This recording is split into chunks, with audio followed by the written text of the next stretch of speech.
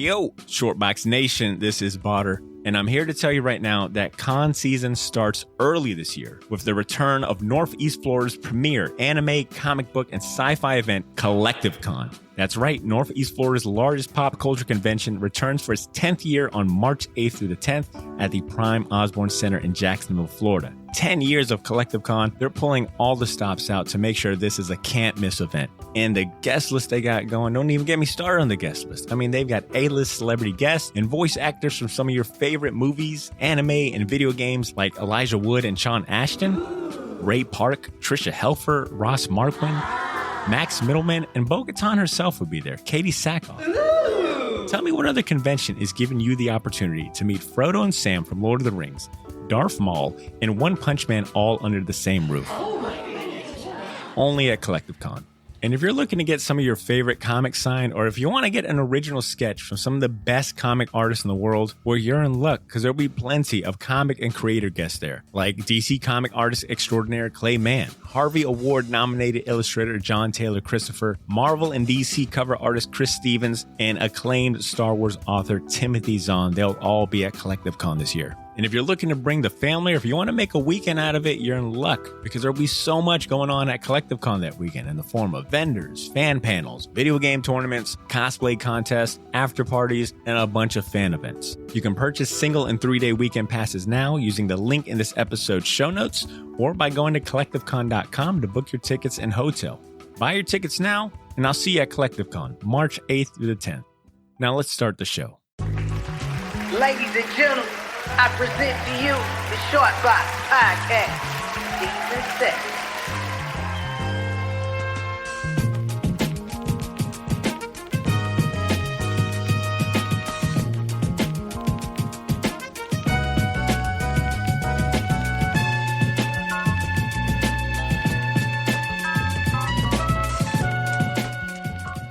Really dive into the show. Are you guys familiar with the comic book artist Patrick Gleason? I am not. No. Oh, really? Maybe if I saw his work. I don't know. Okay. He is... Does he kind of have like a Mark Bagley style? Something like that, yeah. I guess Okay. that's kind of safe to say. I might, Do you have I a might picture? know. Of him? Of his work? Yeah, I can pull some up. But it's, Hold on, it's I not, think- yeah, it's you not have more a- for what I'm about to say. Okay. Patrick Gleason has been a comic book artist for years. Like, he's like at least 20 years in the game. I think his first published body of... And once you see it, you'll be like, oh, okay. I think his first published body of work was in like 1999, X-Men Unlimited. But he's really known for, at least, you know, for me, his popular stuff is like Green Lantern Corps that he's done with Jeff Johns. Right. He's usually working with Peter J. Tomasi, the writer, a lot. Like he Heavy did hitter. He did the artwork for Batman and Robin. Oh, okay. Yeah, like Yeah, a I've seen bunch this. of DC stuff. Well, I guess this year he made a transition over to Marvel. And are you guys familiar with Marvel's every year they put out like this Stormbreaker or like this sketchbook showcasing like their That's up and basically coming their bad boys yeah of the modern yeah age, exactly like right? all these up and coming young Bad artists that they've got, and you know this year is going to be their breakout year. So this year they came out per the usual, and they've got like some new artists like Ivan Coella, Peach Fresh blood. Momoko, Joshua Cassara. They had the nerve to put motherfucking Patrick Gleason in this book with New to all Marvel? these rookies. He's new to Marvel. And that's my Yeah, thing. that's is like saying this Steven Spielberg guy. Keep an eye out for him. This kid Marvel. might have a future. put some respect on my man Patrick Gleason's name. Like, No way, true believer. Work doesn't count. A 20+ year vet Doesn't in the exist. game. Worked with like some of the biggest names, and they've got him with like these fresh faced. But he like, worked for DC, true believer, so suck my ass. They assume you don't know who he is. Yeah. Yeah. when you type in Patrick Gleason, it pulls up his Wikipedia This page. fresh-faced The newcomer. picture they have is him at like a 2008 Baltimore Comic Con. Dude, thank God Jack Kirby worked for Marvel first. Or else they'd have been like, yeah, keep an eye on this fresh-faced kid, Jack Kirby. It's ridiculous. I gotta wave my finger That's at Marvel hilarious. for this placement. It's supposed to be so disrespectful. Because I never heard of that's like supposed to be like the Young Guns Yeah, thing. like Yeah, they- I've never yeah. seen it before? Yeah, it's like not it's like an annual. I think they've only recently started doing like mid 2015. I figured after Dude, Image no. they stopped promoting. Oh, even 2008, I remember that shit coming I out. figured after Image, they're like no more props. Shortbox Nation, welcome back. New friends tuning in for the first time. Bro, welcome. new year, new me. Yo, new friends, you're now tuned into episode 304 of the Shortbox Podcast. And if this isn't your favorite podcast by the end, we'll refund your money. All right. If you don't like it, I'll give you back the money you paid for. He will for give this you back episode. his money. I am your host, Botter Milligan. Today's episode is another Comic Spotlight Deep Dive review. We'll be covering Swamp Thing, number 52 through 53, as chosen by Ashley in our last episode. Luckily for you and me, I'm not doing this episode solo. I'm joined by my much more talented co-hosts, like my right-hand man returning back to us this week, Cesar Cordero. Love you, man. You missed last week's homework. Don't think I forgot. Oh, yeah. Punishers. Give us your thoughts. We got Edmund Danzar here for us on the mic. Yo. And the Baroness of the Short Box, Ashley Lanihoy. Hey. Further... Baroness? Did you call her the Duchess last week? Yeah, every week. And Every week, Countess. yeah, every week I'm going to switch like it up. she's got like some sort of nobility. Yeah, I think going up the chain. Yeah, synonym.com has at least 20 more I can use, so we're going to keep on going. Synonym.com. Yo, I love that Ashley is just like so over my bullshit. Like, she no longer she just lets it be known. After 300, it's been like, yeah, all right, buddy. She's got much respect for you as a rapper that uses a rhyming dictionary. Real quick, Ed, you did bring up a good point because the last episode we covered the Punisher, Big Return to Nothing. I was mistaken. I have to make a correction this episode.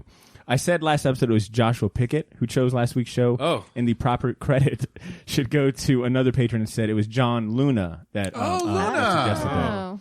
And I had reached out Sorry to Luna. we made fun of it the whole time. I reached out. I reached out to Luna personally. I was like, "Hey, man, you might hear me credit Joshua. I'll correct it in the next episode." And John was like, "No, wait. Let me hear the episode and make sure you guys ain't shitting on it. And then you can give the proper credit." That's funny as shit. Yo, John's that real ass dude. So shout out to John Luna. What for did he picking. say? He must not have listened to it yet. I told him I was going to credit him regardless, Oh, okay, so people nice. know. You know, I got to put some respect on Joshua Pickett's name. It's Cambodians. By now, Yo, what the fuck? if you were here last week, you would have got that. Don't worry, I got you, Ed. Cambodians. You got to read it. By now, most of you know what we do before we start the main event. We like to bullshit and crack terrible jokes. But I do have some people to thank that help us pay the bills and keep the lights on here at the Shorebox Studios. So no hard feelings if you want to fast forward through this part. Stop it with the fast forwarding. No, reverse psychology. Stop Guys, ruining it. don't fast forward. We fucking love you. Give us your money. This episode is brought to you by our sponsor, Gotham City Limit, Jacksonville's premier place for comics, collectibles, toys, and more. If you're local, stop by the shop on Southside Boulevard and tell Ben the Shortbox sent you. Give him a little pinky. I'm not even going to ask. I'm just going to let me please just get through this, You please, got it. You and got do it. not touch me while I'm going through this. You got okay? it. Sneaky spider. Lastly, this show is made possible by our Short Box patrons. They help us pay the podcast bills, ensuring not only the show's longevity, but the continued production of episodes like the one you're enjoying now. If you're interested in supporting the show and earning our eternal gratitude and some awesome perks like being able to pick the topics and comics we spotlight, visit patreon.com/theshortbox to become a patron or click the link in the episode description. 'Tis the season, guys, so instead of giving to yourselves like fucking selfish people, just give to us, okay? It's better to give than to receive, and we want to receive all your fucking money. Yeah, well said. Thank you, C. You know, god damn it. I'm so tired. sick of I'm this so tired materialistic, of our listeners being so right? self-centered, dude. Right, dude? It's Like, just come this is on. Christmas, bro. God damn, man. Jesus Christ. Yeah, exactly. Jesus Christ. Everyone knows that Jesus. Everyone knows that Jesus is a patron. Okay, right. so don't even fucking follow the example, bro. Pony up with that gold. God. You know what I'm saying? Thanks so That much, C. Straight up- frankincense bullshit. Yeah. Get on this drug called Methlehem. Fucking get in on this shit. Oh man, this episode's gonna be a wreck. Some China White. This Yo, last fucking episode we were whiskey is operating too hard. We were operating so smoothly. Everyone, pretty smooth. I think even Ashley said last episode, "Wow, that was such an enjoyable, delightful episode." The thing in common was I wasn't there, so I don't know. I don't have to take that. Trust me, it was very apparent. Wow. All right, let's get into the main I will event. murder you. Let's get into the main event. Well, like I said, we are covering Swamp Thing number 52 Yeah, to 53. my boy, These issues are written by Alan Moore. Art is by Rick Vitch. Alan Moore, more like Adam Less. Yes, yeah, high five. Buzz me, Brotendosaurus. All right, yeah. This is audio only. Like people don't see the high five. Anyways, written by Alan Moore, art by Rick Vitch and Alfredo Alcala. John Totalman also does art on issue 53. The covers are by some awesome covers, by the way, by Steve Bissett. Oh, sure. Both issues edited by Karen Berger, who would go on to co-found Vertigo. The OG. comics as well. And if you like Rick Veitch, I would say that he is very well known for his Star Wars work with Cam Kennedy, Dark Empire. We also recorded a reaction video to The Mandalorian. So if you like that shit, check that out. Thanks. Yeah, I'll let that shameless plug go. That's good. These issues were released by DC Comics in September and October 1986. At the time, this series had just won 4 1985 Eagle Awards. I'm not very familiar with Eagle Awards. I imagine they're pretty prominent awards. Swamp Thing, I do want to go and say that Swamp Thing, because they do a good job of giving the credits in both of those issues. I noticed is that Swamp Thing is created by writer Lynn Wein and artist Bernie Wrightson. Swamp Thing made his first appearance, and that never gets old. You didn't see that a lot, Yeah, it's like I thought, and that's a really why cool touch. That's why I wanted to make sure I passed that along as well. Swamp Thing made his first appearance in House of Secrets, number 92, July 1971. Just a quick kind of high-level plot for those unfamiliar with these issues. Swamp Thing heads to Gotham City in search of Abby after learning of her crimes. However, when the courts refuse to turn her over, Swamp Thing makes a decision that puts him directly at odds with the city's Dark Knight Protector. It's Swamp Thing versus Batman in an all-out battle for Gotham and Abby. But can the mere man stand against a creature with the very earth itself on its side? Damn. We'll find out in this episode. Damn. Like, just to interject, because for some reason I thought it was 51 and 52. So I started reading 51, and it's basically her on trial. And I'm like, what the hell am I reading? It's like, where's Batman? And so one of the funniest things is like, it's like she's in jail, she goes to court. That whole issue is basically her setup, and I'm not sure how she got caught having sex with Swamp Thing in the first place. I guess someone filmed her, but I didn't read that. Ashley, do you got any background? Ashley, you picked Ashley? this. No, Yeah. I did. Ashley? I don't remember how she got caught. Ashley, this is a family show. Keep it PG. So, but like before the ones, because I think I've read up to like maybe 38 or 40. This is a family show, Ed. Well, buckle the fuck up. Ed, this is a family show. So when they did, I have the issue where they did get intimate, and she was husband's in a coma, coast is clear. She's wants to throw down with Swamp Thing, and so, but they don't have, at least in this issue, they don't have what us humans call sex. He basically pulls this pomegranate thing out his ass, gives it to her. Bro, why are you being so judgmental right now? No, I'm like, this is awesome. And then they basically trip balls for like 20 pages. Yeah, if she wants to fucking Fern Gully with the dude, let her do it. I'm no problem with that. It's just weird. It's like, where is the sex? You know what I'm saying? What? It's just her like being stoned with a plant monster? Or did she actually... Tuber. Ashley, please. Is this where we get the eggplant emoji from, right? This is the origins. Yeah, no, but well it's just done. like Everyone's Well a done. fucking comedian on the show. Well done. Real quick, before we go any further, just for anyone interested in reading these issues on their own without our bias, I want to go ahead and recommend these issues, and I think a majority of the Swamp Thing run are available on the DC Universe app, as well as like other comic streaming services like Hoopla and Comixology, or you can find these issues collected in Volume 5 of the Saga of the Swamp Thing series. It's titled Earth to Earth, which collects issues 51 through 56. And I noticed in the DC Universe app, that's the trade that's available on there with these issues, because it says Earth to Earth in the top right. So I just want to go ahead and kind of get that out there. And then like the funniest headline at the end of that issue is like, Monster Sex Queen jumps bail.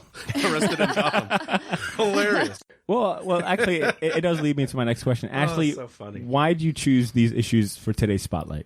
So I love this story, the whole Alan Moore Saga of the Swamp Thing. There were some pretty good standalone issues that I could have gone with. I like this one because I think C brought it up earlier. It's very Alan Moore. It's super Alan. I don't know how else to describe it. Yeah, if there is a way to crystallize Alan Moore into a hallucinogenic that you could take, these two issues for sure are it. Like, you get every Alan Moore trope that he is known for. You get flowery language. You get deconstruction of superheroes. You get taking a large mainstream character and him doing his version of it. Am I hitting the marks here, Ashley? Let me know if I'm. He's got a lot of tropes. Alan Moore really has does. tropes, like for sure. He's writing Watchmen at this time too. Oh, is he? Yeah. But Yeah, I guess pre-Watchmen, though, 1986. right? I think he's like in the middle of working on like a few things because I think he's working on Miracle Man and Watchmen. Because I know Miracle Man was like his OG joint. Yeah. So, Ashley, I can't ask you our usual opening question because you picked this, so I'm going to look to Ed, actually. Oh, Ed, did this comic respect your time?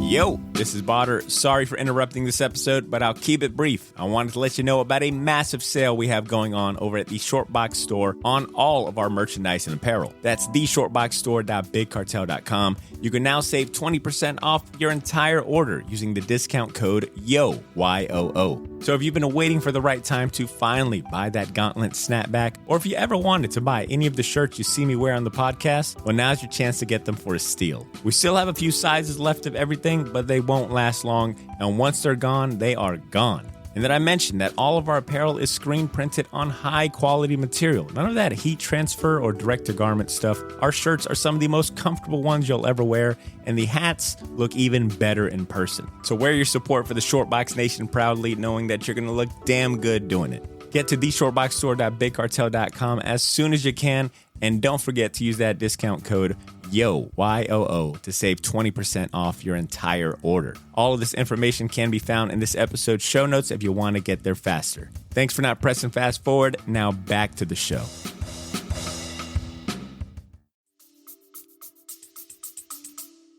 I liked it. Yeah, anything Alan Moore and Swamp Thing that respects my time for sure.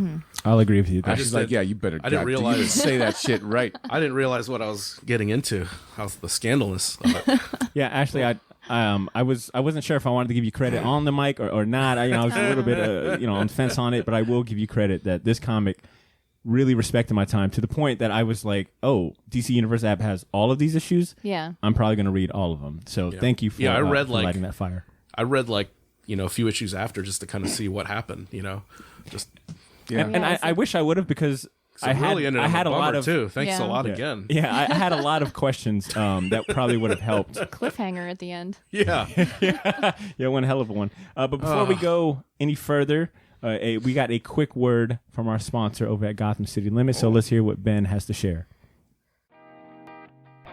Hey, Shortbox Nation. Sorry for the interruption. We'll get right back to the show. But first, we have a few words to share from our sponsor about some fun events and big sales taking place this week. First up, Local Comic Shop Day is Wednesday, November 25th, and Gotham City Limit will have exclusive retailer variants for DC's Future State preview comic book and a Stormbreakers variant of X-Men number 15 by Carmen Carnero, plus a few other Local Comic Shop Day variant comics. The fun continues into Black Friday with huge sales on comics, discounted merch, and special store hours from 9 a.m. to 4 p.m. that day. If you're local, stop by the shop on Southside Boulevard and tell them the Shortbox sent you. And make sure to follow Gotham City Limit on Facebook, Instagram, and TikTok for more details. Now back to the show. All right, and we are back. Hey, dude. I just want to say I love you, man. Thanks. Where's this coming from? Everybody's like, yo, I want a relationship like Joker and Harley. That's bullshit. That's abusive. Abby I and want a Swamp Thing. relationship like Abby and Swamp Trip Thing, bro. balls. Yeah, Eat, I agree. I will take an potatoes. entire city hostage for you, bro. Thanks. I will make everyone on LSD, and I will make Batman inept for you. That might be For the most you. beautiful thing I've ever heard. Damn. Take Thank it, you. Take it how you want, man. I'll take it. Start with Secrets Jacksonville. out. I got a crush. Secrets out. So let me ask the group this: who is familiar with this run? Has anyone ever read Alan Moore's Swamp Thing run? I see C is raising his hand. Ashley, I mean, I think just last week or the last show, you and C were kind of having a kumbaya Well, moment. I just bought those fucking velvety ass books, the Beautiful. hardback, Yeah, right? Beautiful. They had moss on them. Yeah, I think they did have. Like I pulled them out and I was Gross. instantly transported to the green. tubers? Now, They were tubers. but you had read the series prior to buying the series, right? Okay. And then Ed, is this your first time diving into Alan Moore's Swamp Thing? I didn't get this far. I got like the first two, the smaller collection, so it's like maybe 20 issues or so. I will say, I was telling Ashley that I had tried to read or get into the series earlier, but for some reason, I just never kind of clicked with me. And I think it just might be because Swamp Thing has never been a character I've been really interested in. Like, I understand like his importance, and when we did the Burning Rights and Get the fuck out of Spotlight here. episode. Yeah, is this how you guys feel when I talk about like Spider-Man and Batman? You shut your mouth, Ash. Right? Yeah. I think it's the same thing. Get out. No, Yeah. like it's just. I guess Swamp Thing has never resonated with me, even though I know that, like, he's, the Alan Moore run is held in very high regard. I understand, like, Bernie Wrightson, like, and his importance in it. But I just have never gotten into the series. And when you offered this as the homework, and this has kind of been, like, my favorite part of these Comic Spotlight episodes recently, is just kind of revisiting series that maybe I just have never had time for. And now I've got, like, a reason to go into it. But overall, I thought, this was a good sample of what I've heard about it. Like, I think we've all probably know that this is a highly regarded fan favorite series. High five, Mufalata. Yes, Jesus Christ. Are you going to high five me? Ashley, I need you to switch spots with Sage. My dude. Please. Right on. Is there any interesting trivia or Easter eggs that you guys know about, maybe, that you guys maybe spotted in these issues or want to share? There's one with, like, I don't know if it's 50, which one it is, but there's, like, a little thing where he's watching the news. One of the guys are watching news and it has like a Watchmen brand on the TV. It's pretty funny. That's and then cool. in 51, I hate to keep going back to it. There's a like he has a talk with Constantine. I guess it's one of his many trips in the netherworld between heaven and hell. He tends to go there a lot in this Alan Moore run. And it's like the Honorable Gordon Sumner was on the boat. That's like Sting's real name. Right. Wait. Well, Constantine is based off of Sting. Yeah. So that was a funny little Easter egg. So I got two I want to mention. When he talks about the Green Parliament or the Parliament, and I think it was just like a quick one panel in issue 53 when he talks about the Parliament, and there's a few characters in that. Is one of those characters Man Thing? Like, you saw that, right? Okay, I thought all right. I thought I was going crazy, but yeah, that's like a Len Wein inside cool. deep cut. That is really cool. Because like he worked at Marvel at the same time Man Thing was created. / I think he has ties to creating Man Thing, and then he left and he worked on House of Mystery. And it's like it's weird. The Swamp Thing Man Thing controversy is sort of a. It's hard to kind of pinpoint because Len Wein is the connecting factor there. And they're so different outside of being right. And now vegetable monsters. And the only reason why Marvel doesn't ever fucking like sue for Swamp Thing is because there is another plant monster in comics that predates both of them called the Heap.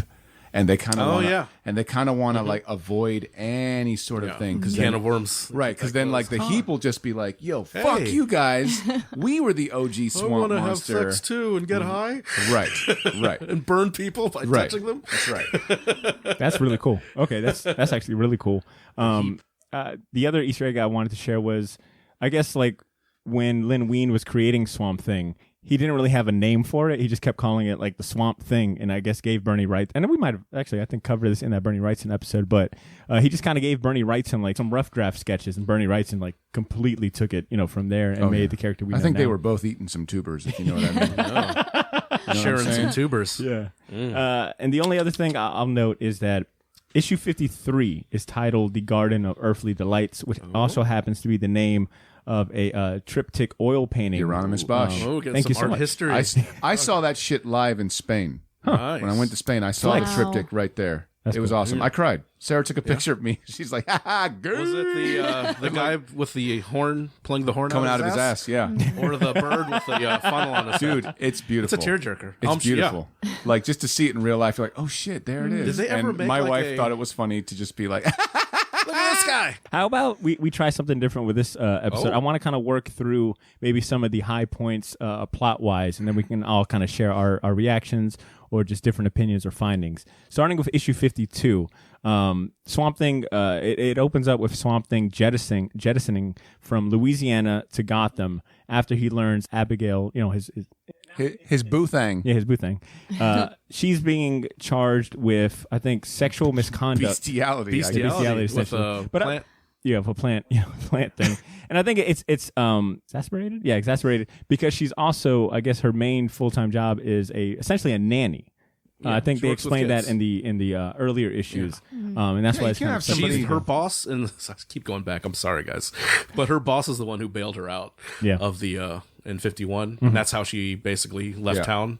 And then it's funny because it's like when they sentence her, it's like $15,000 bail, and her reaction is like $15,000? It's almost like, that's it. I fucked the monster. and then the next panel's like, wait, I don't have $15,000. Well, and Ed, you keep bringing up 51, but that's so awesome. But that was something that was making it kind of hard for me to really grasp the story, is because they put such a big emphasis on her crimes and it being such a big deal, but they don't explain or even mention. I think they briefly kind of mention, like, you're here. I think they overdo it in 51. Yeah, exactly.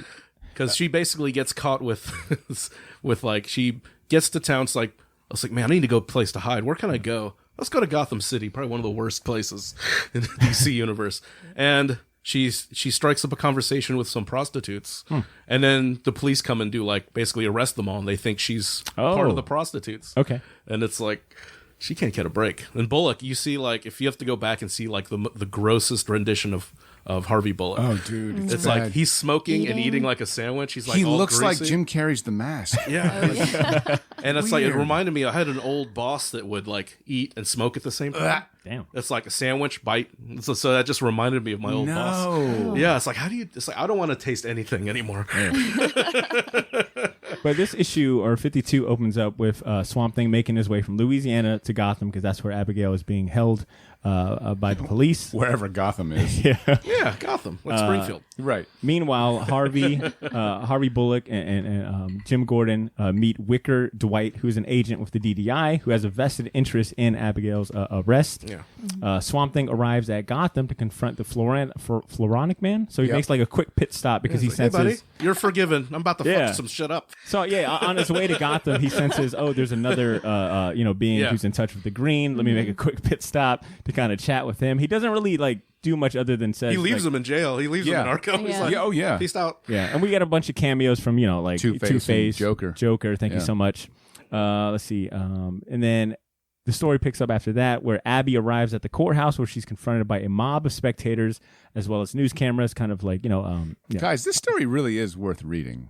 Like, we're joking around, but like, it is a cool sort of like trippy ass story. Like, if you don't read comics, this is definitely something to be like, okay, I need to sit down and just crack open a beer or whatever and just enjoy these two comics, because it is a mind fuck at the level of 11. Like, goes past 10, and it's awesome. If you like Batman, Batman's in it. If you like fucking monsters, there's monsters in it. This right. is at a time where in the 80s, mainstream comics. I wonder how much Karen Berger had a hand in letting this story fly, because if I understand correctly, Alan Moore starts his series or his run with issue number 20, and he does it up until like 64. Yeah. And it's called Loose Ends, which is hilarious. Huh, okay. It's basically all the stuff the guy wrote. He's like, man, it's bullshit.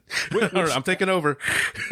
And I think that the dude who wrote the series before him was, I think his name's Martin Pasco or something. I think it's something Pasco. But anyways, it wasn't until Alan Moore got on issue 21 where he completely revamps Swamp Thing's origin. And if I understand correctly, and Ashley, feel free to correct me if I'm wrong, Alan Moore's origin for Swamp Thing that he revamps of issue 21 is that Swamp Thing isn't Alec Holland. It's something along. I mean, So the cool thing about Len Wein, and we can talk about that if we haven't brought it up. Len Wein is one of those guys that is.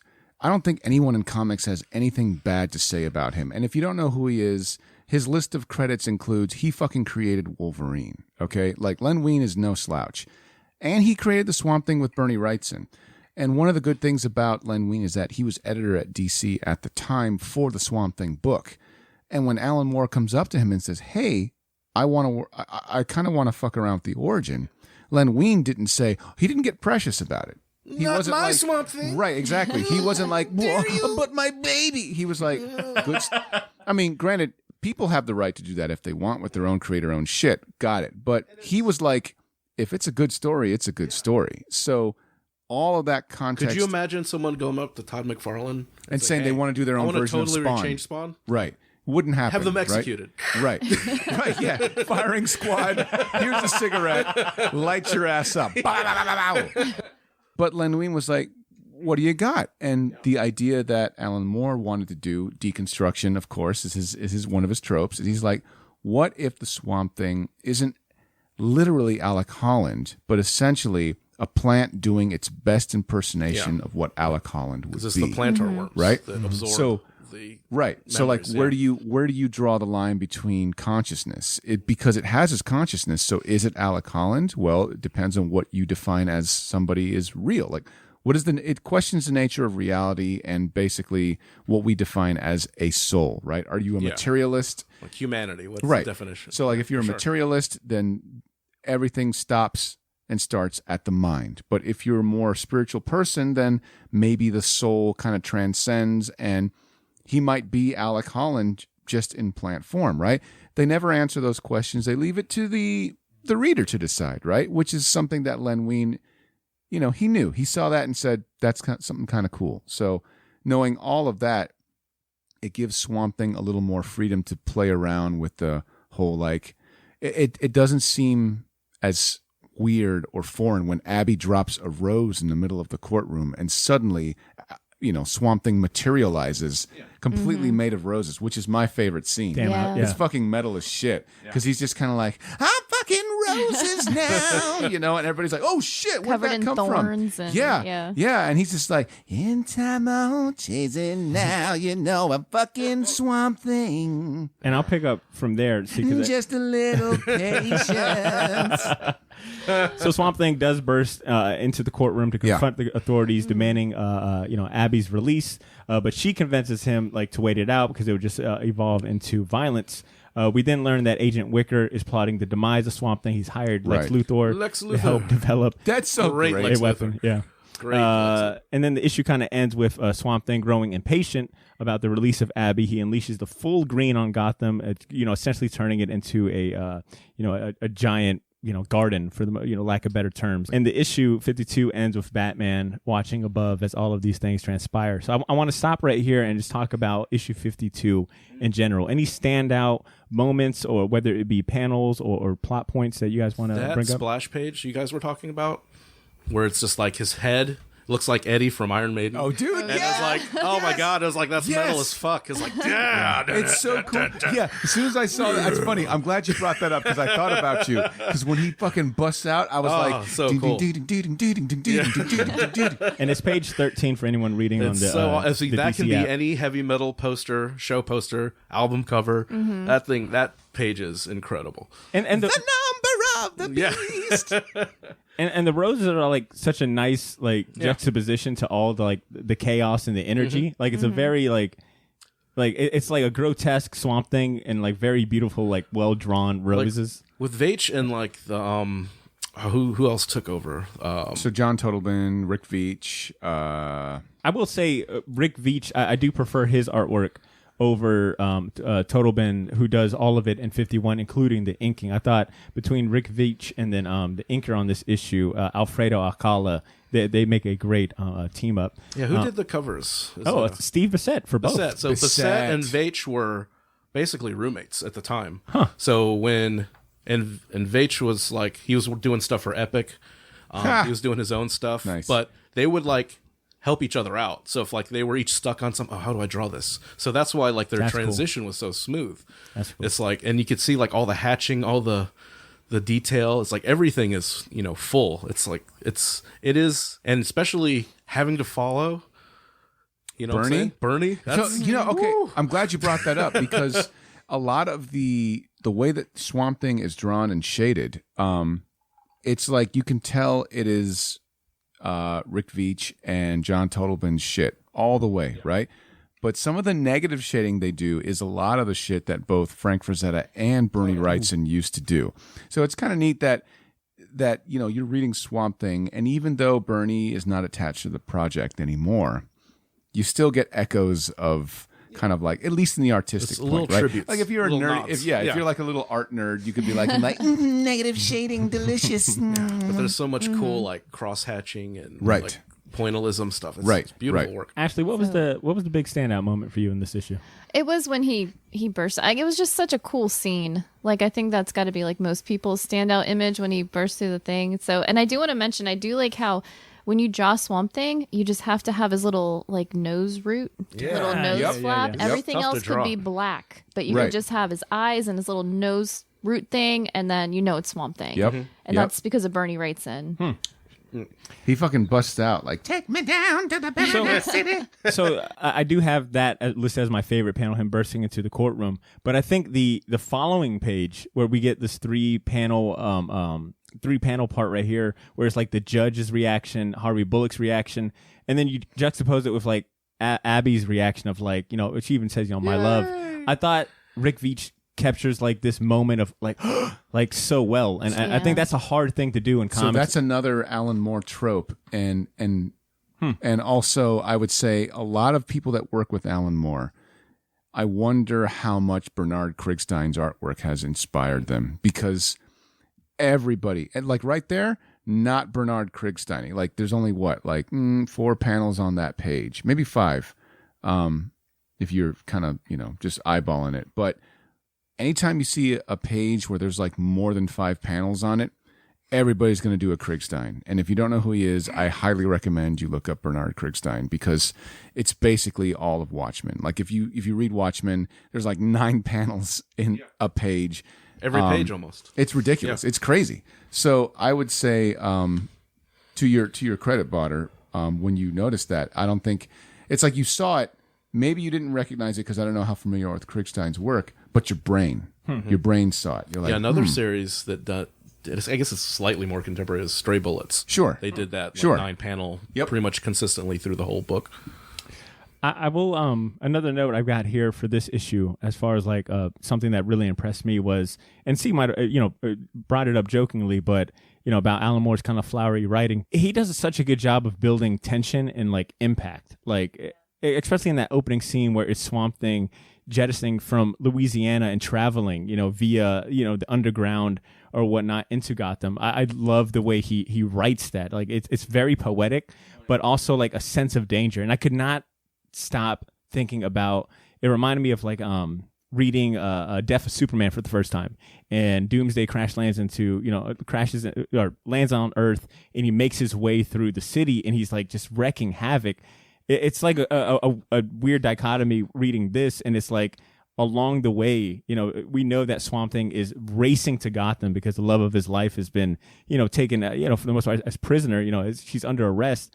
And along the way, instead of like this trail of destruction, we get like this trail of like flowers and like plant life growing. And it like really kind of fucked with me. Cause I know the high points of Alan Moore's run, that he Swamp Thing is one of the Green. He's essentially like Omega level kind of powerful and things like that. But some of my favorite panels on this was anytime that he was traveling in between, like in the Green or in between, like in the plant life, and the way that Rick Veitch like kind of drew it, it was almost like he was in this other dimension. Like this, he was like floating in space. Or something. Okay, so yeah, so to add to that, I don't know how much you know about Fiddler's Green, like the legend behind it, right?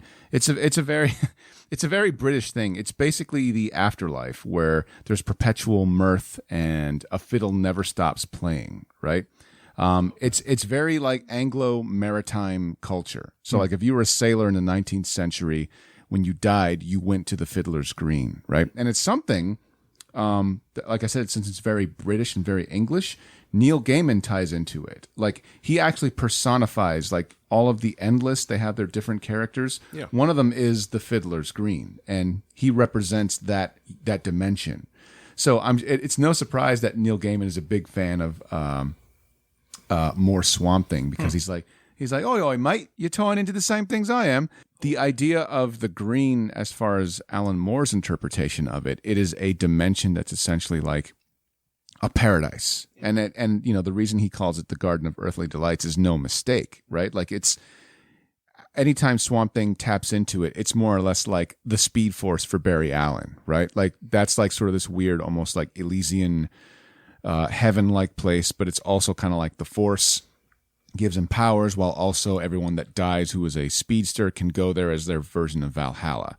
Where like Swamp Thing is more or less like the Green is kind of like, when I know you watched the show, Ashley, the way they describe the Green and the Red, which Grant Morrison taps into with Animal Man, and the Rot, the way they describe it on the TV show, which I like, is Swamp Thing says that all of these things are constantly fighting with each other, but when when there's a balance, you never notice it. You never notice that the green, the rot, the red, and the blue are all at odds with each other, but there's a balance. And whenever that balance is shifted one way or other, you know it. Like if the rot shows up, it's like things are fucked up and there's death everywhere. And the green kind of has to step in and kind of change all of it. And there's different avatars of different things. And Swamp Thing just happens to be the avatar of the green. So I fucking dig all that shit. And the idea that you could throw a rose in the ground and Swamp Thing can light up. Or he can travel from Louisiana to Gotham City in a heartbeat, you know? Like, and you don't see him use the potential of his power until now, because he's right. You know, in that, especially in early run, he's getting beat up a lot, feigning. You know, he doesn't show this ability, which is incredible. So first, thank you for sharing that. That was really fascinating stuff. What this issue did for me, other than kind of serve the initial kind of plot and things and whatnot, it really showed me just how powerful, you know, Swamp Thing's abilities can be. And it reminds me a lot of like, you know, when I was really like into X-Men in high school, and like I think it was around the same time Magneto was starting to be treated very OP, like they were writing him that he was capable of doing all these things, but it always felt like fan service. Like it was always when he kind of needed it. I think what Alan Moore accomplishes here is that like it just trying to figure out how to say it. It's just, it really impressed me that he thought outside the box. It made me even think like just how much green and interactions we have with like nature and things like that. To have like this avatar like be in command of all that, it made me kind of like scared of Swamp Thing in a way. Like, damn. So I would say Swamp Thing and Wonder Woman have the same thing in common, in which that they view humanity in a way that gods would. They don't view humanity the way that someone who's mortal would, where they would be like, this guy's a fucking piece of shit, kill him, or, you know, write him off. Where like Wonder Woman would look at somebody because she's immortal and be like, you know what? I've seen the entire lifetime of a man and a woman. And I know that maybe at this point in their life, they're a piece of shit, but don't write them off yet. They're not dead yet. They still have time to turn their life around. And Swamp Thing kind of has that sort of bird's eye view. Yeah, but he still has humanity. The ties to humanity. Sure. With Alec Holland. So he still obviously, because he's still fucked up about Avi being apprehended. And he like this, and basically this is when he unleashes his full powers, when he's super. Right. Upset. You know, and we joked about that Floronic Man scene where it felt like, well, he just showed up to not do. Yeah.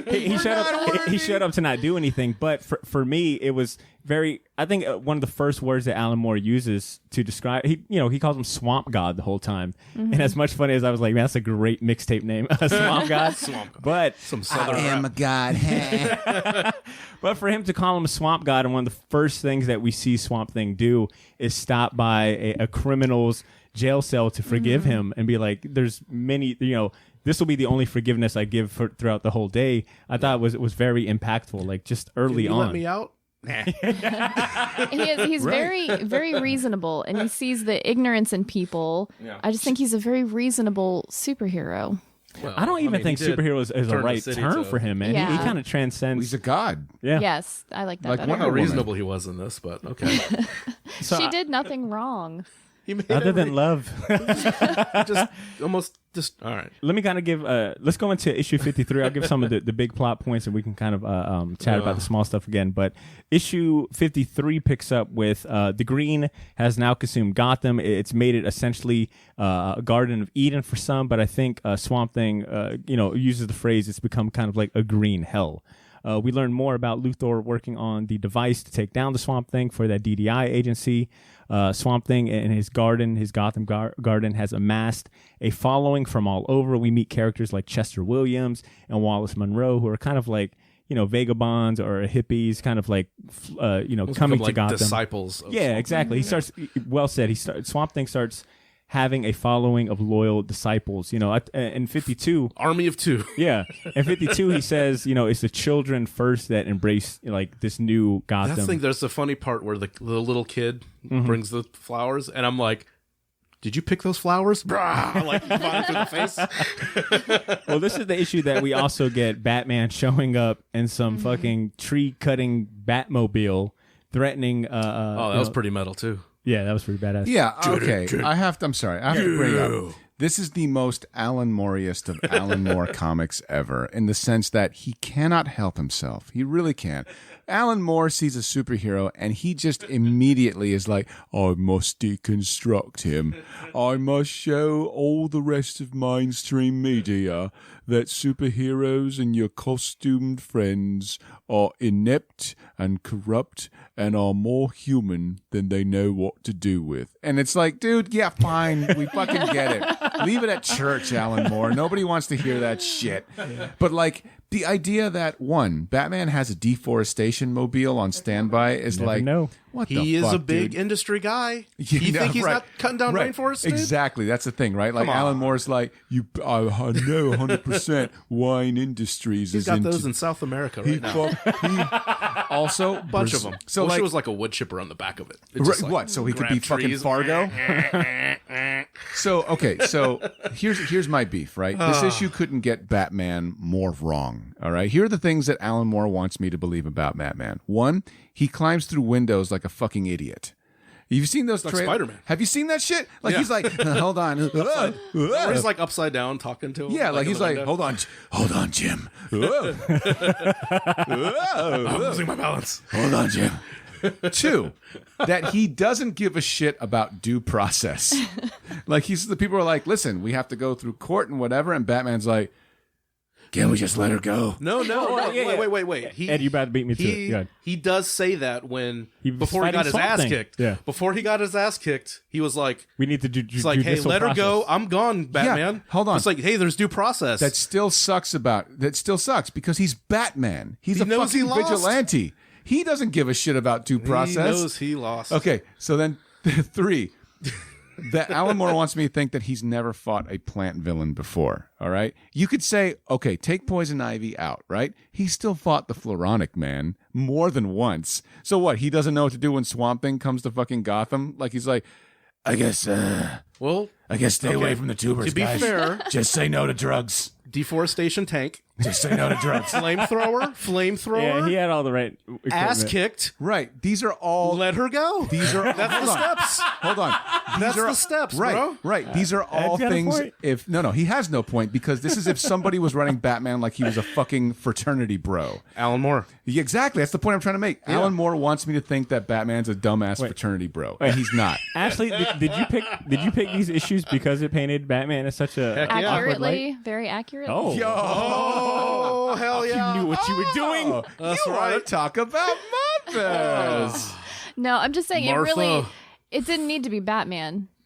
That's the funny part. Is like some dude could have shown up and been like, "Hey, this is what we should do." Like, it Batman didn't could have have to been in be the Alps Batman. fighting Ra's al Ghul. Right. It wouldn't have mattered. Could've been Alan Moore, Robin. if it was a superhero, Yeah. Alan Moore would have taken every opportunity to just be like, yes, now I get to draw him. Yeah. But the from thing is, mud." though, it's like Batman is like, what did she do? He even asked. Batman wouldn't care. No, but he says, like, what did she do exactly? Did she hurt anybody? He would be And weird. Gordon's like, no, she fucked this plant guy. And he's like, what? Let her go so we can have our city back. What the fuck? This is not a big deal. Like, he's sitting here What's like, going on? he's like, hey, I got my ass kicked by 25 Swamp Things out there. My Guys, I don't know brand if new you know tank this. is destroyed. I've got thorns on my Got carrots dick. in the gas tank. I can't use it anymore. Carrots in the gas tank. Let her go. I found the soundbite. Batman is like, yeah, He says, let her go. yeah, and not only Let that, them have sex. Martian Manhunter, are you going to arrest him? yeah. What also, about what's Superman? Starfire? fucking- Metamorpho? Yeah. Starfire's like a cat person, right? Batman got it. He like learned quick. Hold he on. learned quicker than usual. This Hold time. on, but then I can't win. at the end, he's like, if you ever come to my city again, I'll fucking kill your ass. Verbatim. That is what Alan Moore wrote. That's what he wrote in the comic, He guys. has to. Batman he'll has kill to be him? the bravado. And Swamp Thing was like, Batman has to I'm get the last sure word. you could. And he has to like make sure it's like, well, I did my part. God damn, that's Alan funny. Moore. And does you don't not- know the tone. It's like He does if you not come know back, how to I'll write. all kill right, you. all right, let's bring it back real quick. does not know how to write. Actually, I do agree with Batman. you that it didn't have to be Batman. I think the only reason he chose Gotham as the place was She showed to him when show to us like I think the impact Swamp Thing has on like a city filled with crime and maybe how He like didn't Swamp Thing. choose that shit. It was the 80s and everybody had Batmania. Dick Giordano or I Pat tried, Bastian. Alan. It could be that, or or somebody Alan was Moore. like, and somebody was like, yo, Or we need a Batman crossover. Write that shit. Or what about the humor me on this? What if it's he wanted to go to Metropolis and have him, and they say, no, don't fuck with Superman. What year did this come out? 1986. Batmania. Batmania, for sure. It was. But they were there. To go back to just as kind of like an alternative, looking back, what if, and I think it would have been a better story if it was Poison Ivy and Swamp Thing as the ultimate plant couple, and that's the reason why. Okay, we can't let her go. Sorry, we can't let her go. Because she has all these crimes against humanity. Sure, that would make sense. But Alan Moore also hates superheroes, so or they didn't let him to use Poison Ivy. Right. Yo, just imagine that. There's editorial. I mean, this isn't. But that would make Alan Moore. I can do what I want. Sure. Alan Moore yet. Yeah. Right. But that would also make Batman look capable, which is something Alan Moore does not want. He doesn't want superheroes looking What's on capable. the book, bro? Swamp Thing. Right. That's the title, bro. Right, but what's getting selling? first billing? What's selling comics? Not Swamp Thing. Batman. Wait. Do you guys not notice Ashley sitting in this corner giggling as Sipping coffee. as she plants the seed of contention between us? That's an Irish. Gentlemen, I say rise up. Ashley, you will not split this show apart. I am enjoying this. I really am. Oh, that's an Irish coffee. All right. Let me wrap up with this synopsis. Issue 53. Like Ed and Adam. I'm sorry. Like Ed and Cesar were saying, Batman shows up with his tree-cutting Batmobile, promptly gets his ass kicked by Swamp Thing. Swamp Thing threatens the authorities with one final warning that they've got to give up Abigail, free her within the hour. Fast forward, time is up. Dawn arrives. The Swamp Thing starts unleashing a swarm of bugs onto the police force. Which technically he can't do because they are connected to the rot. So, I mean, but, Alan Moore didn't fucking establish that. Batman threatens the mayor, questioning the charges and the implications of what it might mean for non-human relations, such as, like Ed was saying, Hawkman, Metamorpho, Superman, etc. That's a way better song than mine. And another metal page coming up. Abby is formally acquitted of all charges. Swamp Thing awaits for her at the courthouse steps. And he is then ambushed by the DDI. Before that, though, there's that metal panel of the big giant skeleton. Which thing is another one of my favorite. I guess like both of my favorite panels happen to be big ass splash pages. And I love it when he's done talking, it's just like a husk and it just stays there. Yeah, it just stays there. Yeah, that was a pretty cool part. And so we get that splash page of the Swamp Thing and some giant kind of tree husk. The following page I thought was really cool because they play around with the layout of the panel borders. Like it the follows cross style. It looks like a cross. Well, I think it more so echoes like his signature kind of nose root thing. Yeah. Okay. Like the panels play There's into some cool that. panel. Oh, for sure. Experiments in this. For sure. I will say, even though I wasn't a fan of the art per se, I thought his panel layout It's was weird. It's like great.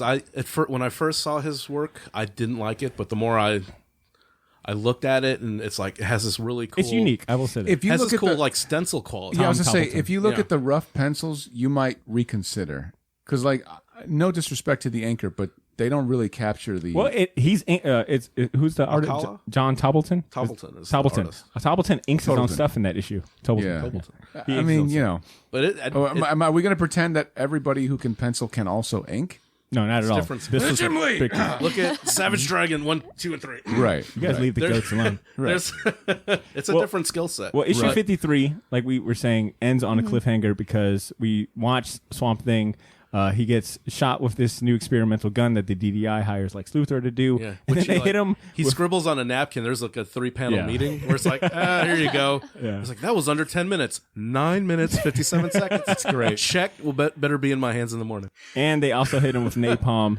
Issue 53 ends with Batman. Very specific napalm. Yeah. That just that didn't kill everybody else. The issue. It's like, I'm not a military guy. I'm not a weapons expert. Is that how napalm works? I don't know. I Is don't it know. targeted? I'll let you know. Let me know. Oh, God.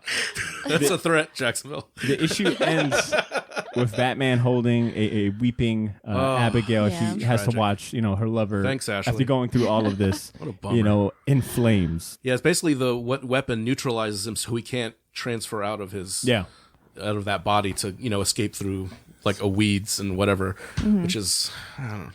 But it gives him an excuse to go back through and talk to the Dead Man and Phantom Stranger and all those like netherworld people that he seems to go to a lot in this series. I guess, Ed, I'll go to you with this question. Did these two issues, and I know it's kind of like small in the grand scheme of things, But did they change the way you think of the character at all? No, it's because I've read like his first 20 or so issues. I kind of knew what I was getting into. You kind of know what to expect, but the whole, just and as much as I like this, and as much as I love the art and I like the story, it's just how we get there is so funny to me, with the inappropriate relationship with Swamp Thing. But no, I love it. It's like if you like. Alan Moore having sex with plants, vegetarian, vegans, I guess, love this. It's unique. It's something that you can look back, especially during that time. You got to every time we look at, works like this, we got to go back to that time too, just to see what else was out there. Right. This was a time when people weren't allowed to have sex with plants. Yeah. Now you can progressive. This was the Reagan 80s, guys. Reagan 80s. You keep throwing around inappropriate, but there was nothing inappropriate that she did. Oh, kinky. Hashtag. Well, okay. Wrong. Her husband is in a coma this whole time. Yeah, serves him right. So that's what you get for trying to save my life. Yeah. But the best thing about it is it made me want to read. Yo, I'm right there with you. After that cliffhanger, it's like, okay, how does he get back? He's coming back. Sure. But how does he get back? There's like a few issues where there's no Swamp Thing at all in it. Yeah. Whenever he writes Swamp Thing as a witchy character, I'm down. Yeah. I'm down. I really like the like existential, shit that Alan Moore is great in. Like, I want to know more about. Well, it ain't here. I want to know more about the green. I want to know more about what he's capable of. I think that has definitely intrigued me. Actually, is the Alan Moore Swamp Thing run a good starting point for someone that has watched the show and wants to get into the comic books, or maybe has never heard about the character or whatnot? Would you recommend Alan Moore Swamp Thing as a good starting point? Yeah, no, I would, because the book was not doing well, and so they gave it to Alan Moore and kind of let him run with it. Like his first issue, he got rid of everything that the previous guy had done and started the Sunderland Corporation. Yeah, it's funny because it is called Loose Ends. It's the name of the book. It's hilarious. And then the second one, he rewrote Swamp Thing's mythology. I love the way that this book was written. I do like the Scott Snyder, Yannick Paquette New 52. That's the other one. Shit's good. I've heard good things. It they did this big Rot World crossover, and after that it was okay. But that's really good. And also, after you read those two, then just read the first 10 Bernie Wrightson, Len Wein issues. Yeah. You just read all the Swamp Thing. They're fun. Read it all. It's good. See, I'll pitch this question to you. DC has described this as Alan Moore's critically acclaimed character-defining run. How do you think this comic or this series holds up in relevance to maybe some of the other Alan Moore bodies of work? I think I've gone on record to say that this is his best work. Better than Watchmen, even. Better than V for Vendetta, which is a fucking Shadow ripoff. Sorry, you heard it here first. But at the same time, it's aside from these two issues, it's Alan Moore without the pretense. All of the Swamp Thing run is so good, and it's just enough.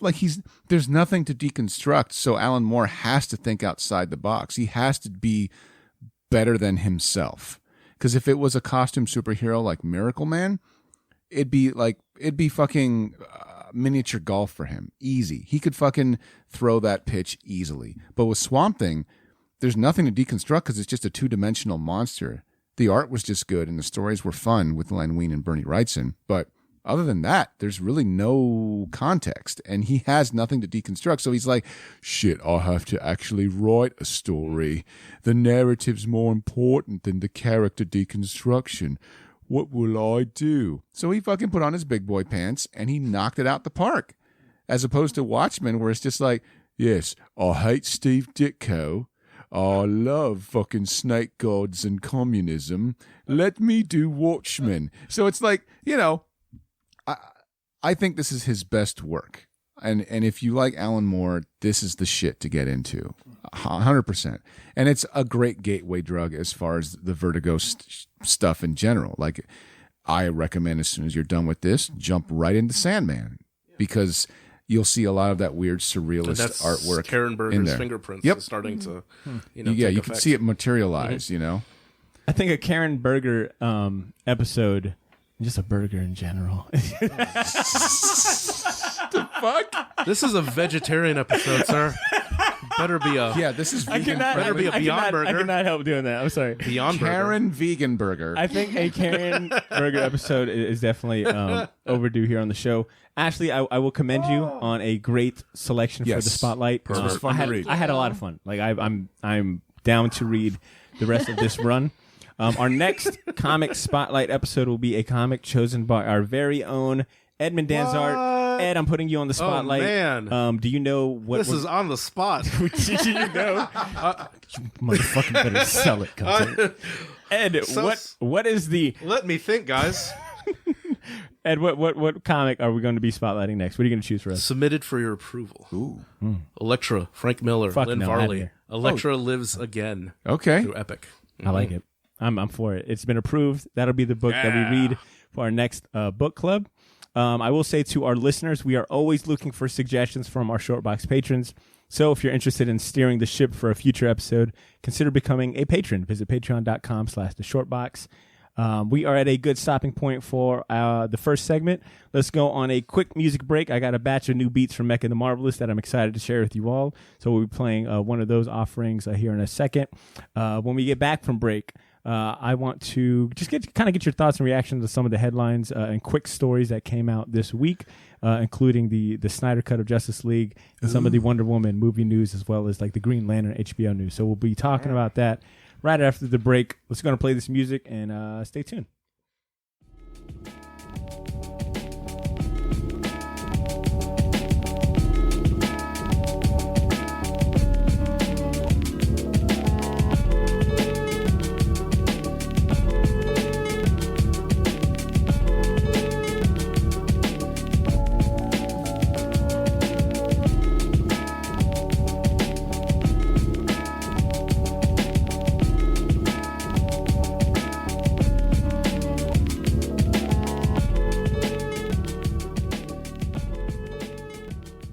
Shortbox Nation, nerds, we're back.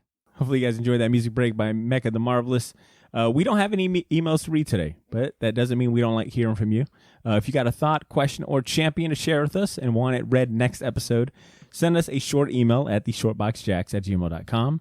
What I would like to get into before we go do our champion season is I want to quickly share some news and quick stories and headlines that happened this week with you guys and kind of get your quick, reactions or thoughts. And a lot of this is going to be focused on DC's movie and television news. And I'll start out with the Snyder Cut of Justice League. That is being teased in 2021. A trailer for it dropped. We watched it during our break real quick. And some of the key differences between the theatrical Justice League and Snyder's Cut is the basic framework of the story is the same, but there's going to be dozens of additional scenes, backstories, mythos, world-building elements, new characters, and teases for upcoming films. The other thing I read was that it will not include any scenes shot by Joss Whedon for the theatrical Hell release. yeah. And Snyder has also Eat it, stated, Whedon. and Snyder has also stated that his version of Justice League will be set in a different continuity to Whedon's version. I think even Jason Momoa confirmed Thank that God. James Wan's Aquaman 2018 took place right after Zack Snyder's Justice League rather than Whedon's version. So, and he had brought this up earlier too, is that HBO Max's plan is to release this as a 4-part, 1-hour special, and then they'll combine all of that into one 4-hour movie after the 4-part series, which more than likely will probably do a review/recap series when that happens, aka more work for me. But it'll be something that I think we can all Sign do me up. together. So thoughts on the Snyder cut of Justice League trailer, or even like the news of it coming? DC just does such a good job at trailers. Yeah, the trailer is great. Zack Snyder's also one of those guys that I think he very much is in touch with people in social media. Like he's Yeah. really, really, really close to people who follow him on Twitter and all that stuff. And it's like, okay, like even, I don't know. It's hard, and as comic book fans, and I'm putting my comic book hat on and taking my person who just likes movies hat off. It's hard for me to say Justice League was a fucking piece of shit movie when I watch the animated films, because they're cartoons and they're good, but they're not like Stanley Kubrick 2001 good. they're just good little cartoons, and I enjoy the shit out of those. So it's like, could I say, like, I don't know, like it's just, it puts me in a weird place. But this actually looks like it's going to be done right, or at least closer to what he wanted. For better or worse, it'll be closer to what Snyder originally wanted. Which and then we can go whatever. from there. Right? Yeah. Exactly. So Exactly. I do appreciate that it's 4 parts instead of expecting us to sit down and watch like 5 hours. Well, it was supposed to be released as two movies, yeah. so that makes sense. So I don't think he wanted you to watch it all in one sitting. I had no interest in like rewatching because it felt like it was just you were going to rewatch the movie with extra scenes to try to make more sense. But Cesar explaining it to me, it's like this whole new thing now, and like that trailer was so good. And I don't know if it was the song or what, but I was getting those little like goosebump waves when I was watching it. They know what they're yeah, doing. Yeah. they do. So now I'm excited for it. Yeah, I think Ed and I might be on the same page in that it's like, we'll see. Like We'll it's watch like it. it's like they got my money. I'm going Yeah. to watch it. It's just You kind of have to. right because You know? because people were begging for it. There's People so like, much. release. It's like People are talking so much shit. Hashtag release the right, Snyder Cut. hashtag Like, release come the on, Snyder man. Cut like it existed, right? Yeah. Like it didn't exist. That's the whole point. Is That that homeboy tried to do the Suicide Squad one, and it yeah, like Zack Snyder was no one like cared. Zack Snyder's poor daughter, like Yeah, like, that's- you know, especially- he lost a family member through suicide, and he had to step back, Yeah. and that's why Joss Whedon, to his credit, decided, I'll do it, no problem. It's not good, Yeah. but And it's not a situation where but it's like, neither is Age of Ultron. But anyway, it's not a situation where it was like due to incompetence or due to like the Right, studio right. Yeah, it was cutting his film. Big life right. moment. It's like- so people saying yeah. release the Snyder Cut. I think people don't understand that there is Yeah. no Snyder Cut. So what we're seeing new essentially stuff. is brand new Yeah, stuff. it's that kind of he's- misnamed. Yeah, and everybody's coming back. Like Gal Gadot is coming back to film. I heard a rumor that Henry Cavill said he refused, but I don't know how accurate that is. He liked his mustache too much. Right. Like, I was just like, dude, come on, man. What are you doing? Fucking Enola Holmes on Netflix? That fucking bullshit? Yeah, man. It's not very Superman of you, but Yeah, it's fucking Get that stupid. AT&T money, bro. Right. Like, just come on, calm down. And I think I was part of the camp that was like, why do we need a 4-hour version of Yeah. this, shit movie? Well, it's 2 movies. He originally was going to have it as 2 movies. But Now it's 4. knowing what I know about the differences, it's definitely piqued my interest. Yeah. And the rollout is kind of interesting too. With this, I mean, at first it kind of comes off kind of cash grabby. It's like milk it for Yeah. what it's worth. But I feel like there's going to be a significant amount of differences from what we saw on film. And I'm just curious from like just a fan perspective of like. Jeff Johns is also behind this too, right? Yeah, well, I think it'd be more cash grabby. This if is they under did his it in, watch. theaters if they try to Right, that's what I'm- re-release well, it yeah. later. Yeah, it's Like not coming out Lucas. there. Yeah, Sorry. I don't think it's very cash grabby at all, considering that it didn't do well. Yeah. And this is like a risk. It's actually the opposite of cash grabby because Yeah. it's more of a risk to be like, But this was all part of right, the if promotion this when, fails. when HBO Max launched. This was part of like the hey Yeah, man, this is was going like here. their big selling point. Yeah, they it's one don't- of their sell points. look, they got that Friends money, okay? Like Boondocks. nobody gets Got that Boondocks money. Nobody gets HBO Max for the Snyder Cut. They get it to watch Friends. Speaking of taking risks and HBO Max, the news of the Wonder Woman movie being released Christmas Day. We're looking on at you, HBO. Disney. Yeah, being Fuck you, released- Mulan. I'm Get fucked, Disney. okay, because I was trying to think of what was Disney's, because there's going to be a Disney equivalent of their response, and I think their Oh, yeah. response is They fucked up. Mulan is coming to Disney app minus the $30 admission fee. Right. Come that day, Yeah. which is Stupid. weak in comparison. Stupid. But the Wonder Woman movie was announced this week that it was coming to HBO Max and theaters. It was getting HBO Max and theatrical release Christmas Day. And this is a movie that was originally scheduled for November 2019. It was then moved to June 2020 after COVID had hit, and then August, and then October, et cetera, et cetera. Now here we are. The movie comes out, Christmas Day, which I'm like, man, talk about a putting your foot on the competition. I thought the news was pretty stellar. They are, from the articles I've read, they are expecting this to be maybe they're definitely not getting their return on investment. I think Wonder Woman cost like $200 million to make, and they doubt that they're going to see that back in theater release. But their hope is that this kind of beefs up the subscription services for HBO Max, which I'm like, okay, that makes a lot of sense. Because I think right now HBO Max is kind of struggling. They haven't hit like their numbers that they had wanted to. So I think between this and then Snyder's Cut later on in the next year, I think they've got a pretty solid plan. Is anyone planning on watching maybe Wonder Woman? Hell yeah. Yes. Hell yeah. Yeah. Of course. I got to go ahead and find I think I still got, a friend's password for HBO Max. So I'm about to, for sure. Yo, Sunray, for all our local listeners, all of our Jax listeners, Sunray is showing the movie as a drive-in. Yeah. Which I think is pretty, I'm going to see if I can they've been doing a get bunch of tickets. drive-ins. Yeah. No, definitely. Definitely support that. Since we are on the talks of DC movies and stuff, Green Lantern, the HBO, as you guys might know, that is getting an HBO series as well. Producers are Greg Berlanti and then Jeff Johns Shit, the Berlanti verse as well. Yeah. Yeah, thank So you. If they you had guys like Arrow Canceling all his or- other shows. or The Flash, all that shit. That's Greg Berlanti. Yeah. So there was some news that came out this week that gave a little more details about it. So I'll share it with you guys and give me some of your reactions. So they are shifting the focus to other lanterns.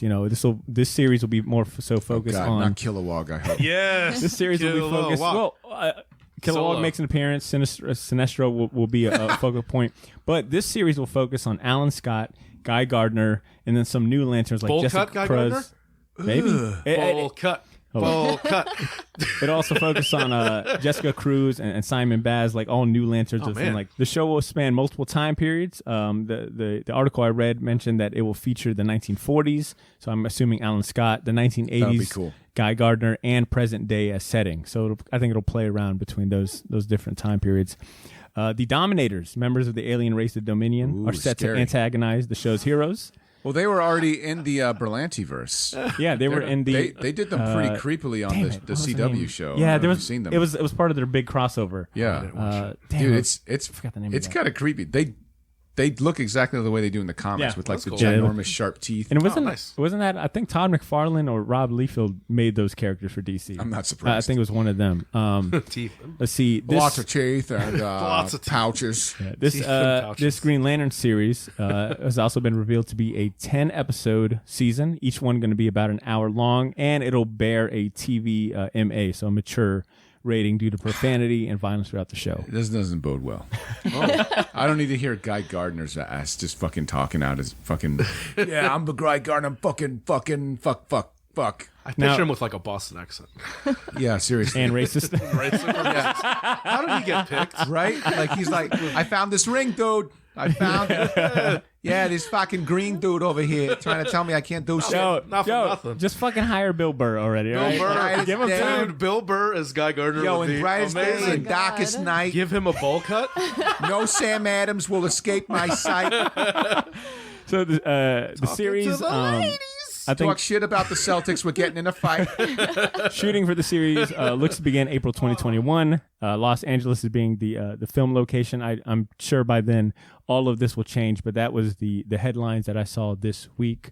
Also, short box listeners in Boston, we love you and we always appreciate people in Massachusetts of all ilk. Yeah, for sure. Ashley, between all of these, what are you maybe most excited for between Wonder Woman, JL, and then Green Lantern? So I'm curious about all of them. Definitely Wonder Woman, but I mean, so the Green Lantern's on HBO.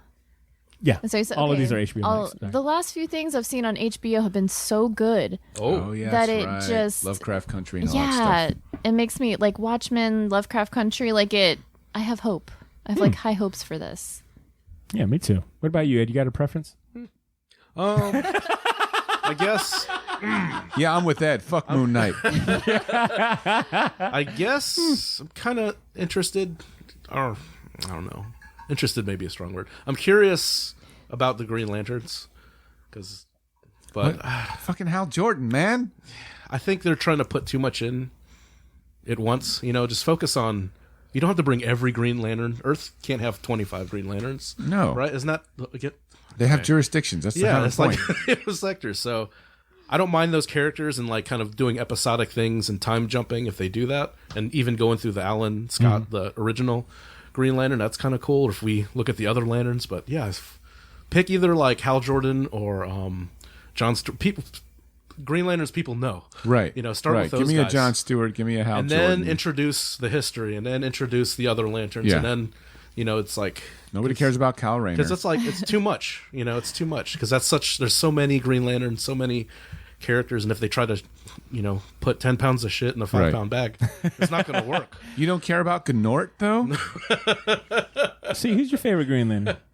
I don't have a Green Lantern. Who's the favorite, 'cause I don't give MODOK-looking a guy in the shit Red about Lanterns? Green He's my Lantern. favorite. You were always a Kyle Rayner in my eyes. No. The artist. No, cool, because he's a fucking cartoonist. Fuck that guy. Fuck that guy. I don't care about fucking cops, bro. I don't care about Space cops, it's space space cops. cops. It's silly. Green Lantern's Space silly. cops. I want to see Red Lantern series where they're just going around killing everybody. I am really excited for this Wonder Woman dropping on Christmas Day. Yeah, Like, it's going to be a fun movie. that's going to be Yeah, it looks fun. like a good time. It looks like the most fun ever. I can't wait. I don't understand the Goldar suit though. Oh, her gold costume? Yeah. That's it right armor? there. That's the fucking Kingdom Come Is armor, that the dude. Faxanadu? She's in Yeah, I'm looking forward to Christmas Day, and that being my Do they have excuse. wings? In the Kingdom Come version? I think so. Yeah, I think Okay. so. All right. It's like a faint memory. Okay. Say so. Mark Wade's your dude. You better know that shit by heart. Yes, sir. But those are the quick, short box stories I wanted to highlight this week. With that out of the way, let's go ahead and go into our last segment of the show, our champion season.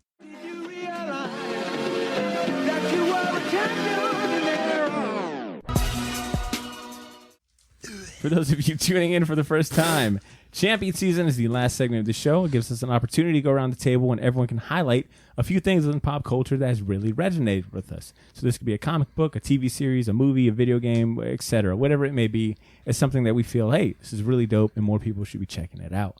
Ashley, how about you do us the honors? What are you going to champion today? So I haven't been doing much reading lately. I went to the comic shop and got so many comics that I had to put it on the credit card, but I haven't read any of them yet. Hell yeah. Wow. But I have noticed, and I've championed this several times, Counterpart. Like, I swear to God, somebody better watch this show. It's on Amazon Prime now. Jesus. It's on Amazon Prime, so it's easy to watch. I think it was originally on Stars Oh, What the or hell is it about something again? like that. I've never heard of it. It has like this, it's about parallel dimensions, and there's like this bureau that they kind of like watch how people go back and forth between these dimensions and how they affect each other. It's starring J.K. Simmons. Yeah. It's so good, and it's only 2 seasons because I guess nobody watched it. Yeah, I've never But heard of it. the showrunner made sure that 2 seasons got picked up, so it's like a complete story. It doesn't end on a cliffhanger. Huh. And it's just the only show about parallel dimensions that didn't make me like roll my eyes.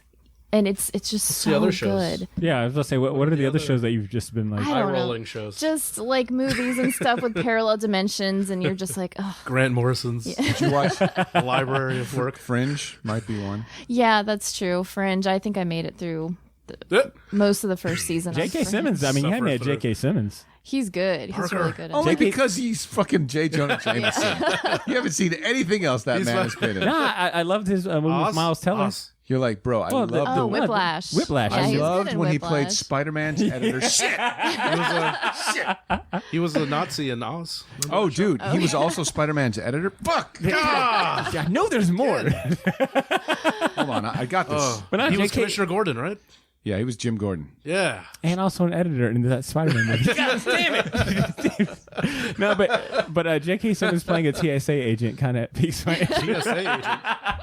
Oh. I'm sorry, Ashley. But no. Yeah, it just Interdimensional TA. That sounds funny, actually. it's really, and it's on Amazon Prime, so now everyone has access to it. All right. So Not everybody. just- Privilege. Okay. Yeah, easy.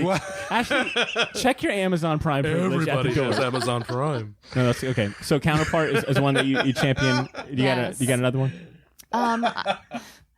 Is anyone watching Fargo season 4? No, that's the one with Anybody- Chris Rock, right? Chris Rock. Oh. Yeah. Jack Houston. It's really good. It's like really good. opposing gang families, right? Yes. Timothy Oliphant is a Marshall. Oh, Again, surprise! surprise. He has the same suit from Mandalorian. It's Y'all really better be good. ready when he's Boba Fett. It's gonna Yeah, happen. I hope so. It's gonna happen. He's Boba Fett. He's still it's Misdirection. God, he's still alive. it's really well done. And gosh, I can't remember the guy's name. The showrunner for Fargo that did Legion. Oh shit. Yeah, he always throws in something weird. So like it's about rival gang families, but then there's like ghosts in it. It's really good. What the fuck? Whoa. Can't handle that You all cross. right, Butter? That's too far for Botter. Well, Ghosts. Get that shit never out of mind. my procedural. It's Damn, fuck Butter. it. Fuck it. One of the short box. Butter almost hold on. Yo, the Butter first- almost did a spit take, and this motherfucker seen Craven the Hunter come back from the dead 3 times. Yo, look, the first thing I thought was like, gang members don't believe in ghosts. Butter, step 1: criminals are cowardly and superstitious lots. He's right. Oh, Noah Hawley. That's who I was thinking. Oh Yeah, that's it. All right. Thank you, Ashley. my God. Ed, Yeah. what are your champions? I'll just have one. This week, DC, they'll put out these dollar comics. This last week, they put out, I think it was this last week, Sandman 23. So for $1, if you were ever curious about the Sandman series, this is basically where Lucifer turns over hell to Morpheus. Huh. And Kelly Jones art, it's actually done on some nice paper. So it's actually a nice comic for $1. So I figured if there's anybody out there who's never read Sandman and just kind of want to get the idea of what this is about, it's very dialogue heavy, but I think Kelly Jones' artwork is interesting enough to it can get kind of wordy, but they usually put artists in that make it interesting, But yeah, Sandman, it's Sandman 23. It's the DC Dollar Comics line.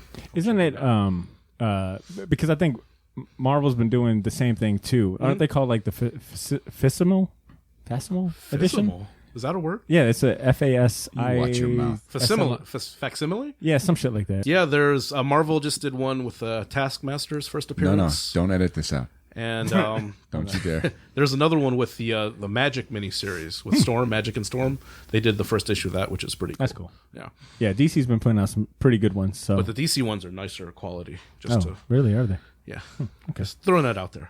That's why I champion this one. And There's not a the reason others. why Botter didn't know that. It's because apparently the word facsimile is too Facsimile. hard for him Yeah. on the comic book. Didn't find it.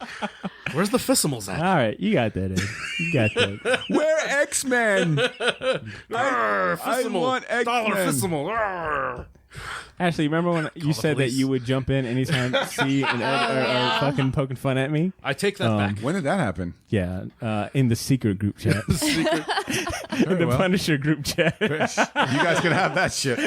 Yeah, guys I can think have that you, shit. you said something nice about Titus Welliver, so I was like, I got your back. I did. Remember, But, I said that yeah. nice thing. It was a nice thing, right? But you are wearing Cyclops socks. Oh, no. What's is that got to do? Cyclops Wait, socks. yeah. Those are actually kind of cool. I can't. It's the worst. Wait, are you a Cyclops hater? Were the they in a worst X-Men. pack No, with she- X-Men and Storm, or did you specifically just Oh, no. buy Cyclops? Oh, I feel like you're trying to set me up. Cyclops. asking- I did. I bought these specifically for Cyclops. Oh, no. He is the worst. I like his dad. His dad's awesome. His dad's amazing. Space You mean that drunk your father who abandoned his Yeah, kids? he's got like space Yeah. Went out for a pack of space cigarettes and never I'll came be back, kid. Yeah. Ashley, you know what? No, I no. am proud of my Cyclops socks. All right? There's a reason why there's not a pair of He's like- Corsair socks or some shit. The Exactly. 31st best X-Men. Are there a pair of Corsair socks? I don't know about if they were. If there were Corsair socks, you'd be wearing those. I'm bad. Oh, for sure. Yo, Come on. drunk dad that went out. Yeah, absolutely. Anyways, see, what do you want to champion today? I'm going to champion 2 things by the same artist. Uh-oh. Daniel Warren Johnson and Mike Spicer's Murder Falcon. If you guys aren't familiar with this, it's fucking great.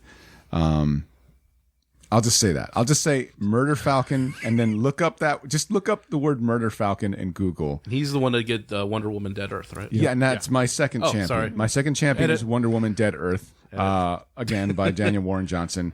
It is fucking phenomenal. It's a 4-issue the Deluxe DC format. Yeah, the DC Black Label shit, which is really really good. And it ends kind of on a melancholy note. Not a happy note, but Kinda. a sort of melancholy, a little hopeful. I'll just say that. I don't want to spoil it. It's yeah. definitely worth reading. It's fun. It plays around great. in the DC universe, while also you get sort of like this new story where like Cool Wonder monsters. Woman's, yeah, cool monsters. The and Wonder coolest Woman's cheetah I've ever seen in my whooping life. ass. If I may Uh-oh. echo. You piggybacking? Oh, no. You piggybacking? I'll piggyback. All right. Oh no. Daniel Warren Johnson is All right. a fantastic auteur. Would that be the right phrase for this one? 'Cause, Fissimal, yeah, Fissimal. Yeah, he's 100% fissimal. He's very fissimal. Fistastic. But I will recommend. I will add to C's recommendation because Murder Falcon was a book I read after reading his Extremity series, which I think Extremity I is really championed a few times, but. Murder Falcon was the next thing I read because I wanted, good.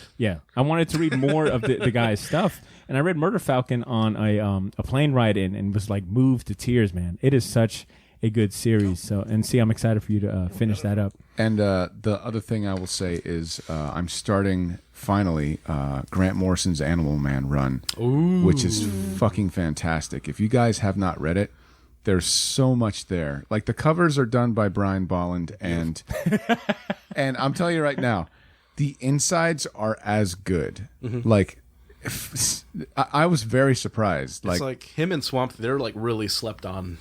Dude, I don't know why, because it's pre-Vertigo. It's all like And critically acclaimed. Yeah. Doesn't sell any. It's and it's their best shit. Like a lot of people say, like, "Oh, fucking Watchmen," and Grant Morrison's like, "Oh, the filth," or something. I read that 3 times. All-Star I don't know what's Superman. Name something Grant Morrison's done recently. Fucking Batman R.I.P. or whatever. It doesn't matter.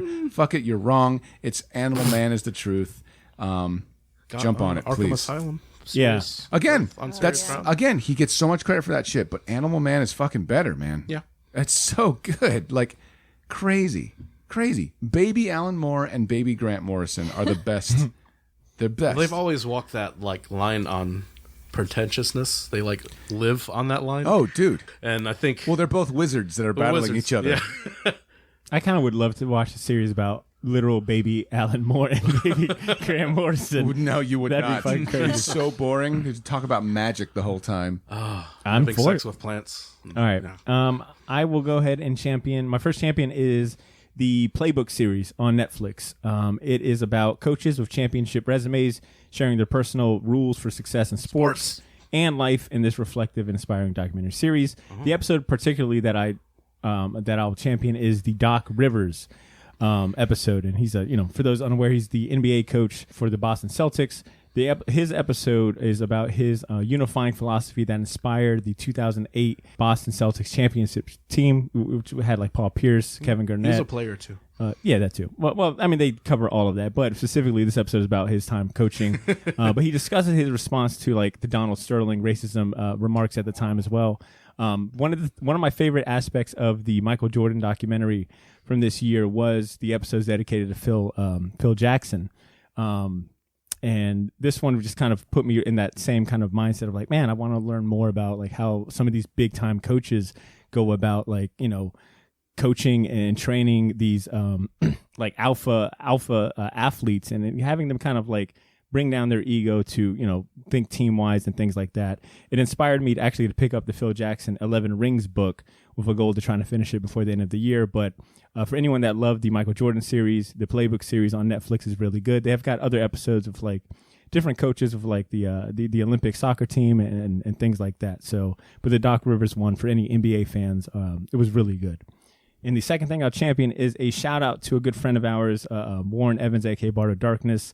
I'm going to champion his podcast interview with Bill Morrison. As you guys might know by now, he started a podcast called Simpsons is Greater Than, where he's been interviewing artists, writers, and just different influencers that are tied to The Simpsons and understanding the cultural impact The Simpsons has had. He recently had Bill Morrison on the show, and this one's kind of comic related. Bill Morrison is responsible for some of the. He's responsible for co-founding Bongo, right? Bongo Comics. Yeah. Yep. He was a creative director for Bongo Comics from 1993 to 2012. He's also currently the executive editor of Mad Magazine, or at least he started in 2018. I'm assuming so. But he's also worked as an illustrator for Disney. He created promotional art for like Lady and the Tramp, Cinderella, Jungle Book, just a whole bunch. It was a really good interview. I got to give Warren props. I think his interviewing skills has only gotten better. And that episode inspired me to pick up the Radioactive Man comic series from the early 90s. Bill Morrison is a huge, no surprise at all, but a huge comic book fan. He loves like old Marvel, old DC. and he took some of his influences into Bongo Comics for that Simpsons line. I highly recommend, if he was in charge of Bongo around that time, then they released a Treehouse of Horror anthology where Bernie Wrightson did the cover. And I have it. It's a single issue where Bernie Wrightson does the cover, and it's done traditionally like an EC Comics Tales from the Crypt. And it's funny to see the Simpsons drawn in such detail because it's Bernie doing it, but it's also very Simpsons too. So it's pretty good. That's cool. I did not. That's I'll actually look for that. I do know from listening to Warren's podcast, Simpsons Greater Than, that the Treehouse of Horror episodes were directly inspired by like EC Comics from back in the day. Yeah, and I think they wanted I think to the comics capture that. went through EC because the show did like old Twilight Zone ideas.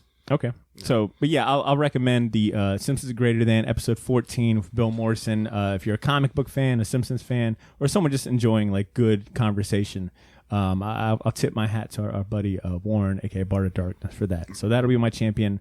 The Playbook series on Netflix and Simpsons Greater Than podcast. Ashley, I'm gonna look to you. Any last minute comments and shameless plugs? Not really. No more commissions. Oh, no. I guess in January, you can give me some of your sweet Christmas money if you Hell want yeah. something. But Hell yeah. busy till then. How is things going with Testicle City? Are you still drawing it? Testicle Didn't we City? change it to something better? Testicle First off, it's my creative property, so I don't know what the Whoa. fuck you're saying. That shit, I made that shit up. Well, Whoa. secondly, Ashley, how could you get better than Testicle City? What the fuck would we name it? That was Testicle Town? idea. It's Ooh. alliteration. Oh, I kind of like that. Testicle City. First Yeah. off, I'm going to sue your ass for it. Whoa. I'm going to be like Rob Liefeld and do Testicle Town. Right. It's a Western. Look, I have no doubt that there will Town's be different than a city. yeah, there will be no ankles and there will be no created wrists X-Force. and lots of pouches in Testicle Town. well, every testicle is hiding behind a rock. Oh my God. Yeah, that'd be wild. Ashley, are you going to draw Testicle City or not? And if you're not drawing Testicle City, you got to find this Michelle Branch cover band. I'm so tired of getting emails asking. Well, I where- haven't given her a God. script yet, so she can't draw shit. That's true. I got to see the it's script still in the, before I decide. All right. Oh. All right. So you're not taking commissions just yet until January, right? Yes. Yeah, let's also be clear that aside from all this testicle shit, like, Ashley is an accomplished artist, and if you have commissions to That's give, why please you hired give. her for Testicle Like, City. please hire her. Yeah, She bro. is very Yes. good. I have one of her art pieces of art in my house. There's the room we're in right now has lots of her artwork in it. So please, Oh yeah. like, jump on it. Yeah. Ashley's never looked Ashley's up. fucking humble as shit. Ashley's never looked she's got around my fucking- room. She's just not aware of her surroundings. Seriously, like she's got her hat in hand, like, well, golly, mister, I guess I could draw you a picture. Ed, what about you? Last minute I am comments? taking commissions. I'm not rich like Ashley. Ed also, for God's sakes. I even took a children's commission, Ashley.